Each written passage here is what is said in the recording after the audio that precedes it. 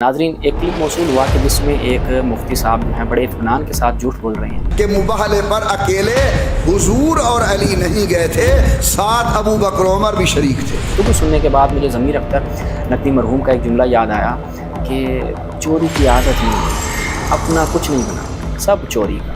अबू बकर उमर की औलाद भी साथ उसके अंदर शरीक थी। बाकी किसी भी और शख्सियत को साथ लेकर नहीं गए। पहली बात है, वहाँ पर जाके जो मसला होना था वो उन्हीं के लिए मसला बन जाता कि अबू बकर के अहल वयाल और जनाब उमर के अहल वयाल भी उसके अंदर मौजूद थे। पापा जी, आगे भी पढ़ना होता है, आप क्यों मुल्हिदों वाला काम करते हैं? नमाज के करीब ना जाओ, बस यहीं तक पढ़ना है, आगे नहीं पढ़ना। कि इस रिवायत का स्टेटस क्या है और जिस किताब को इन्होंने कोड किया रूहुल मानी, वहाँ से भी इनका झूठ आपके सामने आश्कार करेंगे। बिस्मिल्लाहिर्रहमानिर्रहीम। अस्सलामु अलल हुसैन व अला अली इब्निल हुसैन व अला औलादिल हुसैन व अला अस्हाबिल हुसैन। नाज़रीन, एक क्लिप मौसूल हुआ कि जिसमें एक मुफ्ती साहब जो हैं बड़े इत्मीनान के साथ झूठ बोल रहे हैं और यहाँ पर उनका जुमला सुनने के बाद, उन मुफ्ती साहब की गुफ्तगू सुनने के बाद मुझे ज़मीर अख्तर नकवी मरहूम का एक जुमला याद आया कि चोरी की आदत नहीं गई, अपना कुछ नहीं बनाते, सब चोरी का। चूँकि इनकी आदत है कि वो फ़ज़ाइल और वो मनाक़िब जो ख़ास हैं अहले बैत रसूल के साथ, उनको दूसरों के खाते में डालने की एक नाकाम कोशिश करते हैं। यहाँ पर भी बिल्कुल ऐसा ही किया गया।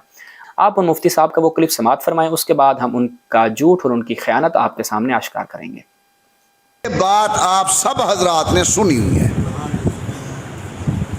आपके मालूमात में इजाफा करूं, रूहुल मानी अल्लामा महमूद आलूसी बगदादी की बड़ी किताब है तफसीर की, और तफसीर दुर्र मंसूर बहुत बड़े आलिम अल्लामा सयूती रहमतुल्लाह अलैह की, इन दोनों हजरात ने लिखा है कि मुबाहले पर अकेले हुजूर और अली नहीं गए थे, साथ अबू बकर उमर भी शरीक थे। मुबाहले के अंदर अकेले जनाब अली और मुर्जा की औलाद हजरात हसनैन शरीफैन नहीं थे, अबू बकर उमर की औलाद भी साथ उसके अंदर शरीक थी। और सिर्फ सैयदा तैयबा ताहिरा जनाब ज़हरा मौजूद नहीं थे, बल्कि अबू बकर के अहल वयाल और जनाब उमर के अहल वयाल भी उसके अंदर मौजूद थे। जी नाज़रीन, आपने मुलाहिज़ा किया, मुफ्ती साहब सफ़ेद दाढ़ी के साथ, सफ़ेद सूट के साथ दिन दिहाड़े सफ़ेद झूठ बोल रहे हैं और कह रहे हैं कि आपने सुन रखा था मुबाहले में हज़रत अली, हज़रत फ़ातिमा और उनकी औलाद इमाम हसन और हुसैन गए। आज हाँ, मैं आपको एक नई बात बताने लगा हूँ। वो नई बात क्या बताई इन्होंने? वो नई बात ये है कि जी हज़रत अबू बकर और उनकी औलाद, हज़रत उमर और उनकी औलाद, हज़रत उस्मान और उनकी औलाद भी मुबाहले में रसूलुल्लाह के साथ गए थे।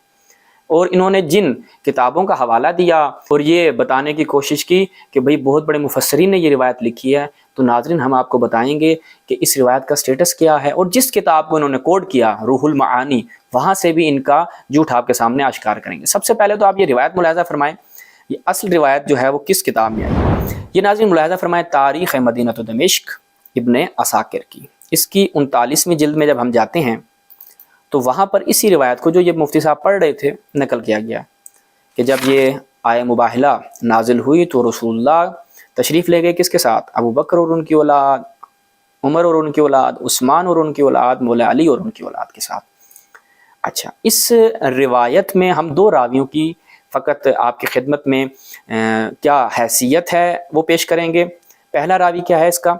सईद बिन अम्बसा राजी, इस रावी का क्या स्टेटस है? और दूसरे का नाम आप याद रखिएगा, हैसम बिन अदी। अब इन दोनों रावियों का क्या स्टेटस है? चलते हैं हम अहले सुन्नत की ही कुतुब की तरफ, जो उलमाए जर्ह तादील हैं इनके, उन्होंने इसके हवाले से क्या फरमाया है। मुलाहिज़ा फरमाया लिसानुल मीज़ान, लिसानुल मीज़ान की 4थी जिल्द। जब हम इस किताब में जाते हैं तो हम सबसे पहले चलते हैं अम्बसा राजी को देखते हैं कि इसके बारे में क्या फरमाया है इब्न हजर अस्कलानी साहब ने और दीगर उलमा ने।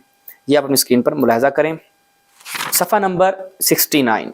यहाँ पर जब हम रावी का नंबर है 3466, सईद बिन अम्बसा अर्राज़ी।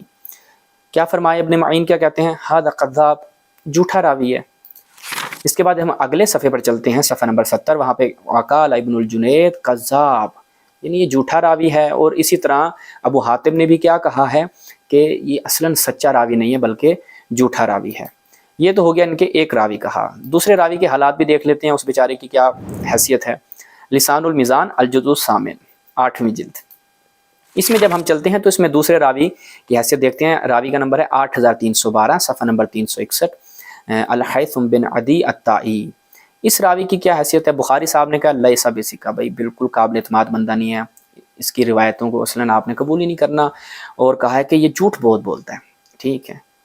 اس کے بعد یحییٰ ابن معین کیا کہتے ہیں؟ وہی لیس بثقہ، بالکل قابل اعتماد نہیں ہے اور یہ جھوٹا راوی ہے۔ ابو داؤد کہتے ہیں کذاب ہے، نسائی کہتے ہیں جی متروک الحدیث ہے، وہی متروک الحدیث، وہی متہم بالکذب جو ہوتے ہیں جن کا جھوٹ مشہور ہوتا ہے، یہ اس راوی کا سٹیٹس ہے۔ تو ناظرین یہاں سے یہ چیز واضح ہو گئی کہ جو یہ روایت مفتی صاحب پیش کر رہے تھے ایک نمبر کی جھوٹی روایت ہے، اصلاً اس روایت کی کوئی اساس اور کوئی بنیاد نہیں ہے، جھوٹے راویوں نے اس روایت کو گھڑا ہے۔ اچھا جی، اب ہم چلتے ہیں جو یہ انہوں نے کتاب کا نام لیا تھا روح المعانی، بہت بڑی تفسیر ناظرین جو ان کے یہ موصوف بیان کر رہے تھے، بہت بڑی تفسیر، بہت بڑے عالم آلوسی بغدادی کی الجزء الثالث تیسری جلد میں جب ہم جاتے ہیں تو ناظرین دیکھیے گا ابھی ان کا جھوٹ آپ کے سامنے آشکار ہونے لگا ہے۔ بات ان کی بالکل ٹھیک تھی، آلوسی نے اپنی کتاب میں لکھا ہے، لیکن بابا جی آگے بھی پڑھنا ہوتا ہے، آپ کیوں ملحدوں والا کام کرتے ہیں؟ نماز کے قریب نہ جاؤ، بس یہیں تک پڑھنا ہے، آگے نہیں پڑھنا۔ یہ ملاحظہ کریں ناظرین صفحہ نمبر 190 پر وہی روایت ابن عساکر کی، یہ ہم نے آپ کے لیے ہائی لائٹ بھی کر رکھی ہے کہ ابن عساکر کی وہی روایت جو ہم نے اصل کتاب سے آپ کو دکھائی نقل کی یہاں پر۔ اس کے بعد کیا فرما رہے ہیں؟ فرما رہے ہیں کہ وَهَذَا خلاف، یعنی یہ مخالف ہے، یعنی یہ جو روایت پیش کی گئی ہے یہ مخالف ہے کس کے؟ ما رواہ الجمہور، کہ جس کو جمہور نے روایت کیا ہے یہ اس کے مخالف ہے۔ بھائی جمہور نے کیا نقل کیا ہے کہ جس کے مخالف یہ روایت جا رہی ہے؟ وہ ہم آپ کو ابھی دکھاتے ہیں کہ جمہور علماء نے کیا نقل کیا ہے کہ مباحلے میں کون سی شخصیات تھیں۔ ناظرین اپنی اسکرین پر ملاحظہ فرمائیں، سب سے پہلے تو صحیح مسلم کی طرف چلتے ہیں، یعنی سب سے بڑی کتاب کی طرف، یہ بڑی بڑی کتابوں کی بات کر رہے تھے، تو جب ہم صحیح مسلم کی طرف چلتے ہیں تو اس میں کیا دیکھتے ہیں؟ حدیث کا نمبر 2404 صحیح مسلم، اس میں فرماتے ہیں وَلَمَّا نَزَلَتْ هَذِهِ الْآيَةُ، کہ جب یہ آیت نازل ہوئی کون سی؟ فَقُلْ تَعَالَوْا نَدْعُوا أَبْنَاءَنَا وَأَبْنَاءَكُمْ، سورہ آل عمران۔ تو رسول اللہ نے بلایا کس کو؟ مولا کائنات کو، حضرت فاطمہ، امام حسن اور امام حسین کو، اور کہا اللہم ہؤلاء اہل، یعنی پنجتن پاک جو ہیں وہ مباحلے پہ تشریف لے کر گئے ہیں اور ان کے ساتھ کوئی ایکس وائی زیڈ موجود نہیں تھا۔ یہ صحیح مسلم میں ہم نے دیکھا۔ اس کے بعد اسی روایت کو المستدرک علی الصحیحین میں الجزء الثالث میں امام حاکم نیشاپوری نے بھی نقل کیا ہے، یہ آپ اپنی اسکرین پر ملاحظہ فرما رہے ہیں صفحہ نمبر 163 پر۔ اس کے بعد ناظرین امام حاکم نیشاپوری اپنی ایک اور مشہور زمانہ کتاب معرفت علوم الحدیث میں کیا فرماتے ہیں؟ یہاں سے تو مزید واضح ہو جاتا ہے وَقَدْ تَوَاتَرَتِ الْأَخْبَارُ فِي التَّفَاسِيرِ، کہ تفاسیر میں یہ بات تواتر کی حد تک موجود ہے۔ یعنی اصلاً جو متواتر چیز ہے وہ کیا ہے؟ مباحلہ کے حوالے سے کہ جو علماء تفسیر نے اس آیت کے ذیل میں روایات لکھی ہیں وہ کیا ہیں؟ ان میں ہے کہ رسول اللہ صلی اللہ علیہ وسلم نے مباحلہ کے دن حضرت علی، امام حسن اور امام حسین، حضرت زہرا کو ساتھ لیا اور مباحلے کے لیے تشریف لے کر گئے، باقی کسی بھی اور شخصیت کو ساتھ لے کر نہیں گئے۔ ظاہری بات ہے وہاں پر جا کے جو مسئلہ ہونا تھا وہ انہی کے لیے مسئلہ بن جاتا، تو اس لیے ان کو ساتھ نہیں لے کر گئے۔ تو یہاں سے یہ چیز بھی واضح ہو گئی کہ ان مفتی صاحب نے کتنا بڑا جھوٹ بولا ہے، اور آگے سے لوگ بھی واہ واہ کر رہے ہیں۔ ظاہری بات ہے انہوں نے جا کر نہ کتابیں دیکھنی ہے نہ کچھ، لیکن ایسے مفتیوں کے جھوٹ انشاءاللہ مومنین آپ کے سامنے آشکار کرتے رہیں گے۔ اپنی دعاؤں میں یاد رکھیے گا۔ والسلام علیکم ورحمۃ اللہ۔